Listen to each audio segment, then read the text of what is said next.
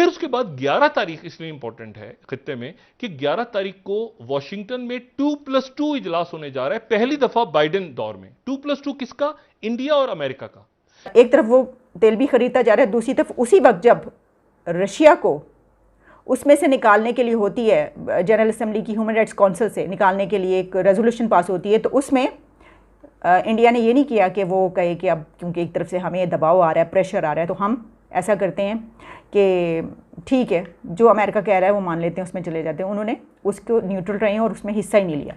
की हुकूमत का खात्मा जिस नोट पे होगा, अगर ये तहरीक कल पास, तो वो नोट एक बहुत बिटर नोट होगा। जो स्पीच हुई है, क्या उसमें रेड लाइंस क्रॉस हुई हैं इस पे जो ऑफिशियल सीक्रेट्स एक्ट है? कोई हवा में फट गया, कोई जलावतनी की जिंदगी गुजारने पर मजबूर। लेकिन हैरत की बात यह है कि एक सिविलियन मुंतखब वज़ीर आज़म ने सिर्फ मुकाबलेबाजी और माइंड गेम्स का चैंपियन साबित होने के लिए आइन के परखचे उड़ा दिए। यानी यहां से जयशंकर और राजनाथ सिंह जो उनके डिफेंस मिनिस्टर हैं और साथ ही उनके फॉरेन मिनिस्टर, और वहां मुलाकात किससे हो रही है? ब्लिंकन से, और जो कि सेक्रेटरी स्टेट हैं, और उसके बाद ऑस्टिन लॉयड से जो कि सेक्रेटरी डिफेंस है। और ये पहली मीटिंग है बाइडेन एडमिनिस्ट्रेशन में। इससे पहले 2+2 हुआ था जब ट्रंप थे। हेलो फ्रेंड्स, जय हिंद। हिंदुस्तान स्पेशल में आपका स्वागत है दोस्तों। बड़ी खबर निकलकर सामने आ रही है कि भारत और अमेरिका के बीच वॉशिंगटन में 11 अप्रैल को 2+2 डायलॉग होने जा रहा है। इस वार्ता में भारत की विदेश मंत्री एस जयशंकर और भारत के रक्षा मंत्री राजनाथ सिंह वॉशिंगटन डीसी में अपने समकक्षों के साथ मुलाकात करेंगे। 2+2 संवाद दोनों पक्षों के विदेश और रक्षा मंत्रियों के बीच होता है। रूस और यूक्रेन जंग के बीच जारी सैन्य संघर्ष के बीच यह बैठक होने जा रही है। भारत के विदेश मंत्री एस जयशंकर और रक्षा मंत्री राजनाथ सिंह की मेजबानी उनके अमेरिकी समक्ष विदेश मंत्री एंटनी ब्लिंकन और रक्षा सचिव लॉयड ऑस्टिन करेंगे। दोनों देशों के बीच 2+2 वार्ता से पाकिस्तान की चिंताएं काफी बढ़ गई हैं। पाकिस्तानी मीडिया यह चर्चा कर रहा है कि भारत बहुत सारे देशों के साथ 2+2 डायलॉग कर रहा है और पाकिस्तान में कुछ और ही माहौल बना हुआ है। So friends, let's start this very interesting video. Thank you so much. फिर उसके बाद 11 तारीख इसलिए इंपॉर्टेंट है खित्ते में कि 11 तारीख को वॉशिंगटन में 2+2 इजलास होने जा रहा है, पहली दफा बाइडेन दौर में। 2+2 किसका? इंडिया और अमेरिका का। यानी यहां से जयशंकर और राजनाथ सिंह जो उनके डिफेंस मिनिस्टर हैं और साथ ही उनके फॉरेन मिनिस्टर, और वहां मुलाकात किससे हो रही है? ब्लिंकन से, और जो कि सेक्रेटरी स्टेट हैं, और उसके बाद ऑस्टिन लॉयड से जो कि सेक्रेटरी डिफेंस है। और ये पहली मीटिंग है बाइडेन एडमिनिस्ट्रेशन में। इससे पहले 2+2 हुआ था जब ट्रंप थे, और यहां रशिया डिस्कस हो रहा है, यहां वेपन्स डिस्कस होंगे, यहां पे ऑयल डिस्कस होगा, यहां पे यूएन। तो एक बड़े इंटरेस्टिंग ये दिन है जहां पे डिप्लोमेसी, उसके साथ साथ जो है वो इकोनॉमिक क्राइसिस, वहां पर दोबारा आ गए अली साबरी हंगामा। कल वो रिजाइन कर गए थे श्रीलंका में, आज उनके प्रेसिडेंट ने उनको वापस बुलाया कि जी मुल्क को आप निकालें इस बुरहान में, आप चले गए।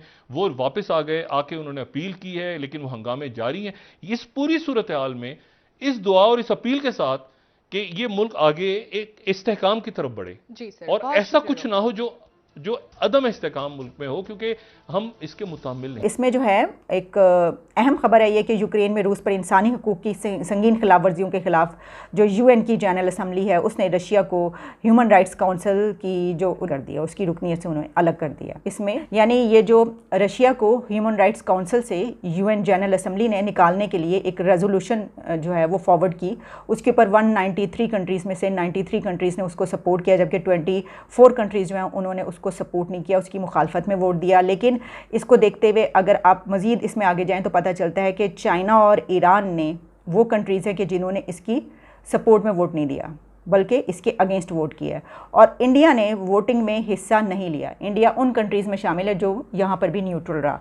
आप इसको न्यूट्रल कह लें, या जिस तरीके से यूक्रेन में हुआ था कि वोटिंग में हिस्सा नहीं लिया था। देखें, इसके बावजूद कि अभी ही एक तरफ वो तेल भी ख़रीदता जा रहा है, दूसरी तरफ उसी वक्त जब रशिया को उसमें से निकालने के लिए होती है, जनरल असेंबली की ह्यूमन राइट्स काउंसिल से निकालने के लिए एक रेजोल्यूशन पास होती है, तो उसमें इंडिया ने ये नहीं किया कि वो कहे कि अब क्योंकि एक तरफ से हमें दबाव आ रहा है, प्रेशर आ रहा है, थ्रेट आ रहा है, तो हम ऐसा करते हैं कि ठीक है जो अमेरिका कह रहा है वो मान लेते हैं, उसमें चले जाते हैं। उन्होंने उसको न्यूट्रल रहे और उसमें हिस्सा ही नहीं लिया। लेकिन इसमें एक और अहम बात, और वो ये है कि न्यूट्रल रहा है लेकिन एक इसको हवा नहीं बनाया। दूर दूर तक आवाज़ नहीं जा रही, ऐलानात नहीं किए जा रहे, कंटेनरों पे चढ़ के जो है वो अनाउंसमेंट नहीं की जा रही, और छतों पे चढ़ के अमेरिका को और उन लोगों को जो है वो धमकाया नहीं जा रहा, ये नहीं किया जा रहा, देखो तुमने हमें ये कहा लेकिन हम न्यूट्रल रहेंगे और हम तुम्हें बताएंगे, ये कुछ नहीं किया जा रहा। एक डिप्लोमेटिक वे है, आप अपना जो भी इख्तियार करना चाहते हैं ज़रूर कीजिए, वेल एंड गुड, लेकिन उसका ढिंडोरा मतलब वो तो फिर ऐसा लगता है कि जैसे जो पॉलिटिकल लीडर्स होते हैं उनका ये तरीक़ाकार नहीं होता, और ऐसा किसी भी कंट्री में आपको देखने को नहीं मिलेगा। वो अपना ऑप्शन एडॉप्ट करेंगे, लेकिन इसमें वो ये नहीं करेंगे कि दूसरों को, सुपर पावर्स को धमकाना शुरू कर दें।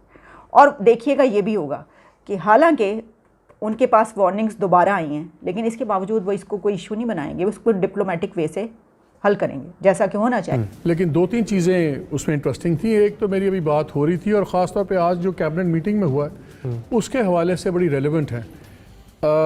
अभी 2-3 लीगल टॉप एक्सपर्ट्स से बात हो रही थी, उनमें एक वो भी शामिल थे जो इनके करीबी हैं, लाइक वो सिंपथाइज़र टू इमरान खान साहब।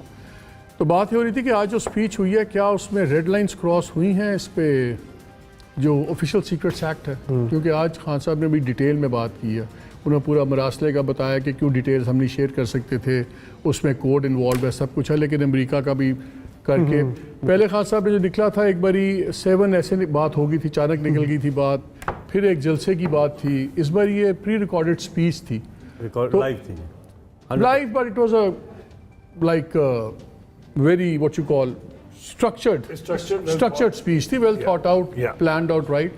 तो उस पर अब ये नहीं आप कह सकते कि अचानक बातें निकल गई, तो कैलकुलेटेड अल्फाज थे, वेरी मेजर्ड अल्फाज थे।